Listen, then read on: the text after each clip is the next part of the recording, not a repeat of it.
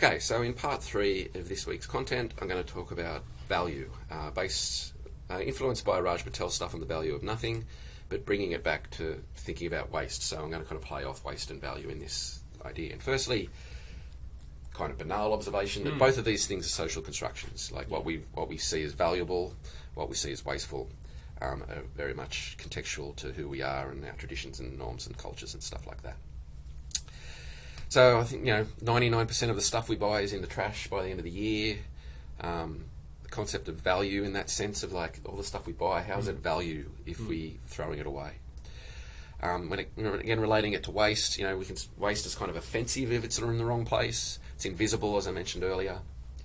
And in terms of value as well, and relating it to waste, the way that things are kind of built with obsolescence planned into them. Yes. So there's inbuilt or planned obsolescence, designs that fail after a short amount of time, or perceived obsolescence, which is like relating to things like fashion and status. All these things are very much, socially constructed definitions of how we think about waste and value. And Mary Douglas, famous anthropologist, I think we've mentioned in the course already, talks about how, waste or rubbish and garbage kind of matter out of place. Yes. No.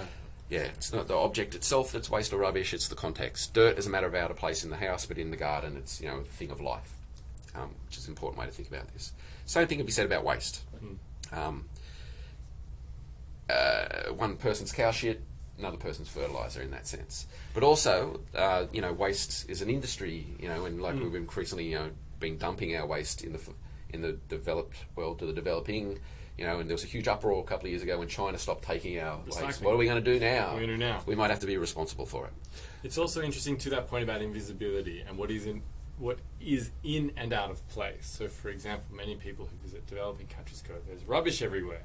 But for many people, that's not necessarily out of place. Doesn't mean they love rubbish. It just means they're used to it not being invisible. They don't have the infrastructure to make it invisible. Yeah. It's much more present in everyday life, and you've got to live with it and deal with it. Often people burn it just to get it out of the way, which creates all of this pollution. People go, oh my gosh, I can't believe people live like this, as if we're these incredible custodians of waste and look after it responsibly.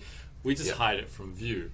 And so I think that's a really interesting way in which we think about how what's in and out of place with regards to waste has geographical variations. That's right. It probably feels like in that situation where you see in the street that there's more waste, but it's unlikely that there would be more waste. Yeah. It's probably, It's just there because there's no equivalent of a big incinerator, big dump, etc., or a municipal waste supply that takes things away. In Australia, we have a particularly good way of making our waste invisible. Like even in a place like New York, when you go there and you see all the rubbish on the pile on the streets, you're like, what the collection, hell? Yeah, this is meant to be like the most civilised place in the world. Yeah. You start feeling like what's going on. So, matter out of place there is, I think, a good way of thinking about that. One way of thinking about this is, and thinking about the very idea of value. I mean, Marx talks about value, surplus value. We can kind of think about, use value and symbolic value, these kind of things that are kind of very much part of traditional sociology.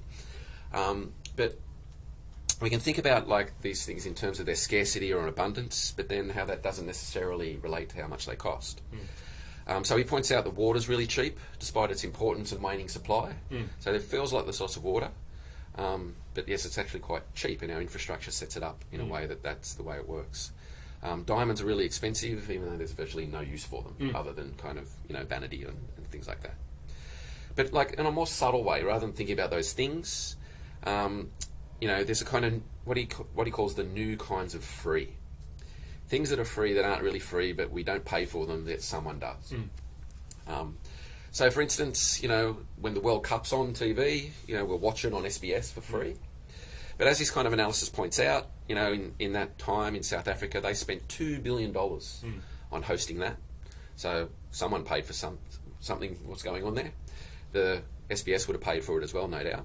But what is not in those figures is the forced removal of people, slum clearance, out of place, people to areas with no jobs, no schools, no health facilities. So there's a whole array of social movement there, of forced social movement, that's has huge effects on people's lives. And most of that stadium infrastructure ages poorly. There's not enough use for it afterwards. There's not enough use, particularly that capacity. Someone's got to keep maintaining it. It sucks energy. It sucks upkeep costs, etc., etc., etc. So the costs keep going like long after the event.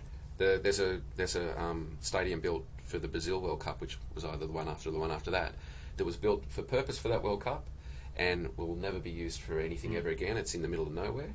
It's essentially now like a ruined bird sanctuary kind of thing there, where people where animals are now living in it.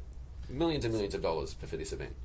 I mean, if it makes a good animal home, at least. Yeah. But it is the obscenity of that is so stark. Yeah, that's right. Yeah. So, the people cleared, in a way, paid for our free coverage of the SBS. The social costs in there aren't borne by the viewer; they're borne by the person at that site. He also points out another kind of way of thinking about value here is that when you're then kind of forced to the barrage of advertising that comes with watching that. I think none of us would choose to kind of watch our sports or any of our leisure practices with all the advertising in it. We'd prefer not to be there, but we have no choice. Unless we want to pay to not have ads. Yeah, and even that's not really the case as much anymore. And even many of the services you use, they still have ads. Yeah, they do. And they often have a very limited number of ads you see again and again and again and again. Yeah, that's right. But yeah, that concept of paying to avoid being sold things is an interesting one. Yeah. Because it already sets up the idea. For example, Spotify Premium means no ads, but just regular Spotify. Listen to all the music you want, but you have to hear ads. The idea is if you pay more, you don't have to bear ads. What does that say about ads? Yeah, that's right. They're unbearable, and if you can get out of them, you should. And if you can afford it, you should. Yeah. So there's all those kind of externalities going on there around, Okay, so you assume that people pay for advertising in these events because it will increase the amount of things that are sold. But if there's more Nikes and Adidas sold, it means there's more sweatshop labour going on. Toxic debt around Visa and stuff like that with people buying more stuff, let alone, the constant barrage of junk food that, if these ads actually work, people are eating more of that junk, therefore more people are having obesity or health problems, and therefore the public ends up paying for this kind of stuff. So this is a real way of, again, making the normal look strange. Things that are free aren't always really free. So there's a long feminist argument about this in terms of how capitalism itself exists, basically on the kind of free women's labour that people do in the household. So again, make the normal look strange here, understanding of value and this kind of thing is the main hidden cost of consumer capitalism, so-called domestic duties, referred to as women's work largely throughout the 20th century, performed for free. In 1995, it was estimated that free women's work was actually paid. It would cost $15 trillion. As Patel points out, it's because this reproductive work has been naturalised as women's work, and because women's work is generally unpaid, that the economy therefore can function the way it does, that families can be brought up, that children can be had, and all this kind of thing. I think in addition to that, in places like the US increasingly, but say in places like Singapore, for example, there's far more female participation in the labour force, particularly at the higher levels, because other women are paid to do domestic duties. Migrant labour from Indonesia, migrant labour from other parts of Southeast Asia, etc., etc., etc., do the household labour. But paid at a much lower rate than you would have to if you were actually recognising the domestic duties as a cost to economic productivity. So you're better off having someone in the workforce and then offsetting that wage labour low. In the United States, of course, it's actually quite common even for just middle-class homes to have domestic help. Maybe live in, but often not live in as well. So that more money can be generated in the economy by more workforce participation. What Saskia Sassen calls survival circuits. Yes. That women move around the world to support women in other parts of the world. They are often sending their pay back to the family back in Malaysia or whatever as remittances, and this kind of this circular class thing going on. Their children are being looked after by other relatives, maybe their own parents, and so then the care always has to happen somewhere from someone. And it's always been done by a woman. Yeah. So, another way of thinking about value, cost, waste, true cost, is the idea of the $200 hamburger. Again, the externalities included in the cost of making a Big Mac, and these are really dated figures. So, and I think there's a website somewhere that kind of tracks what it would cost all around the world for these things and at different times. But if you included the carbon footprint of the 550 million Big Macs were sold that year, 2.6 billion pounds of CO2. If you include the broader environmental impacts, water use, soil degradation, cost of diabetes and heart disease, the health costs, none of these things are included in the drive-through price, but the cost is paid by someone. If you included those things in the price, this is 30 years ago, it would have cost $200, so it's probably a lot more than that now. Patel goes further than this, though, and kind of talks about how, US subsidies pay for many industries to exist as well. Like, it's actually really silly have that some of the agriculture and, raising of cows in various parts of the US, but it's subsidised for all kinds of political and historical reasons. So, when you consider all the things in that quote there's the cost could be even higher. It's interesting too, because in earlier units we looked at more recent Patel work about 7 cheap things, and he talks about chicken nuggets. So gone from hamburger to nuggets, but similar point in that all of these things are kept so low. That's how capitalism survives. All of these inputs are kept so low, often with government intervention and subsidies, which challenges this argument that most economists depend upon about natural cost of things being what people are prepared to pay in the market, etc., etc., etc., and production has to be kept low so that you can profit on the top. Whereas there's all these other ways in which production costs are kept down. That's right. Which is Patel's sort of larger point that he continues to make through different demonstrations. That's right. And if your thing you buy is cheap because of government subsidies, well, you are paying for it away through your taxes, and probably through less health and less schooling and all that kind of thing. Exactly. Another thing, this is that graphic is from an old Rolling Stone magazine, and again, the cost of petrol is a kind of really big political football that gets passed around and who's responsible for it and that kind of thing. But this example again, including true cost things, in 2007 it was 92 cents a litre, the price pump, but the price at the pump doesn't contain all these other things like the $1 trillion Americans pay every year for the hidden costs. If you include things like, tankers defending the Persian Gulf or oil supply disruptions, jobs, tax revenue, all these kind of stuff. If you include the cleaning up of oil disasters or treating asthma from smog, from the result of oil coming out of exhaust pipes, the real cost then should be more like $2.64 a litre, which is probably what it costs now. So the true cost now is probably like $8 a litre or something, right? So what's really important to consider is not just kind of accounting for the true cost, that maybe if we had to pay the true cost of things, we would actually do less of them. And that wouldn't actually then resemble the way that many economists talk about markets. Right? So the subsidisation of externalities into this distorts what markets actually do. If we paid the true cost of things, we would probably not use so many detrimental, destructive, problematic products because we would therefore wouldn't want to pay as much for them. So true cost economics, in a sense, really wants to kind of consider this and make it a way of life.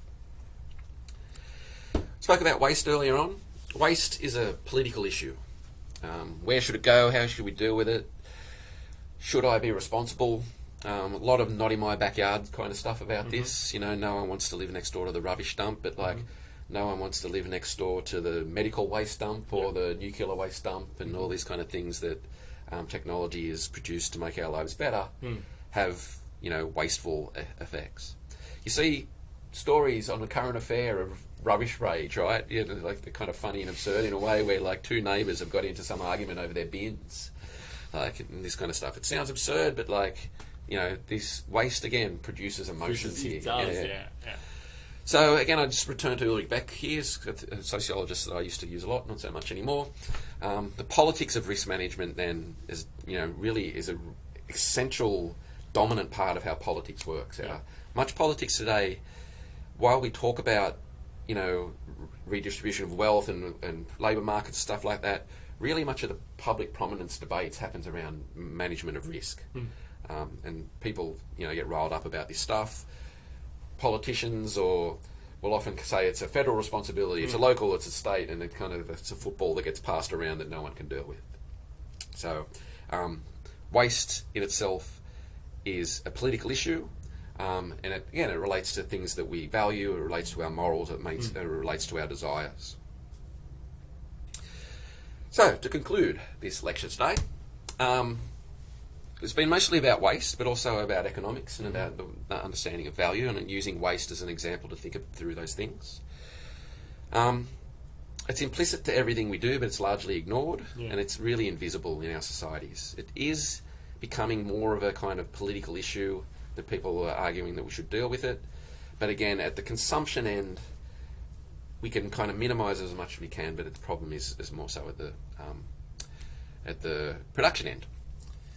I think it's also interesting too that just as society generally, say in a place like Australia, seem to be turning a corner on waste, reuse things, recycle, wash out bags, reuse them again and again and again, along came the pandemic when for the reasons of sort of health, trying to avoid the virus, it became back to single-use wiping, rapid antigen tests all in a separate thing, Masks. and took them away, masks that were disposable, and even when you want to wear material ones that you reuse in some sort of, when you go to a hospital or a clinic, they'll say you have to use the disposable ones, for example, the N95 ones or whatever they are. And so just and think of all of the syringes from the millions and millions and millions of doses of vaccine over the world, the vials, and so many things for this kind of sanitary and protective reason have gone back to this mass disposal, and you just think, Plastic. where is all that? Yeah, And yeah. where is all that going to go? Yeah. And it's interesting too how this interplay between health and sanitation and the need to be clean means so much more disposable and more waste-based things. And now that we're all our own doctors, we're all testing ourselves and seeing if we've got this or this or that, the decentralization of it away from hospital means we're putting it out in consumer waste. We're putting it out in our bins all the time. Yeah.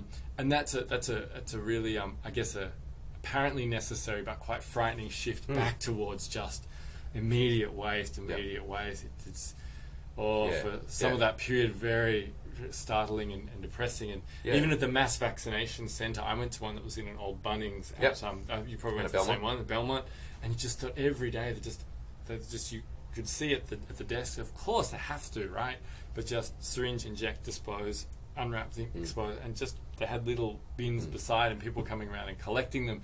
Imagine this here in Australia, but imagine it in China, imagine it in the United States, imagine it in Indonesia, where populations are just so big. So to really, and it's probably not going to get reduced too much. We're still going to be relying on masks and tests and all of this medical technology that brings our own individual capacity to test our own health all the time.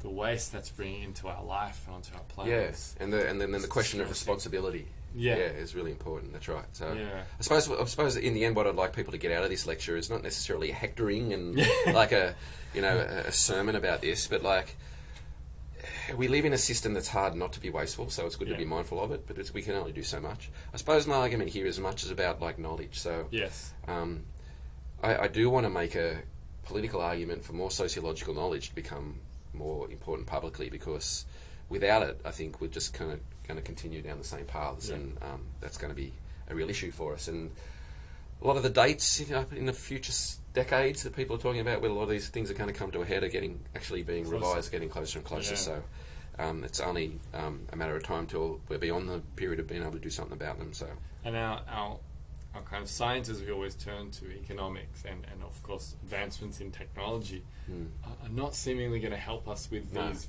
problems we have. Well, the two discourses, let's say, of economics and scientific knowledge are the things that have got us here, and therefore they either need to fundamentally revolutionise for things to get better, or they actually need to start listening to other forms of knowledge. We had a topic on AI and artificial intelligence, this pinnacle of human invention and innovation, but is it going to clean up rubbish and dispose of it? We need help with these basics from previous industrial revolutions, as we talked about in that class. We're still reeling with mass production and consumption. How are we supposed to then think that other epochs are necessarily more desirable when we can't clean up the waste from our present ones? It's quite alarming. Robots to destroy garbage. So we'll leave it on that kind of scary note, and next week we'll talk a little bit more about these problems in terms of the huge global inequalities that are involved in this. And I wanted to kind of leave this slide at the end there, kind of, again, a thought experiment to think about, like, action. What if we did do this stuff? Like, there seems to be a lot of scaremongering about not doing it, but really it seems the implications of, if you think through logically about doing stuff about it now, there's no negative implications. So I just thought I'd leave that there at the end for people to use to think about, best and worst case scenarios. Thank you.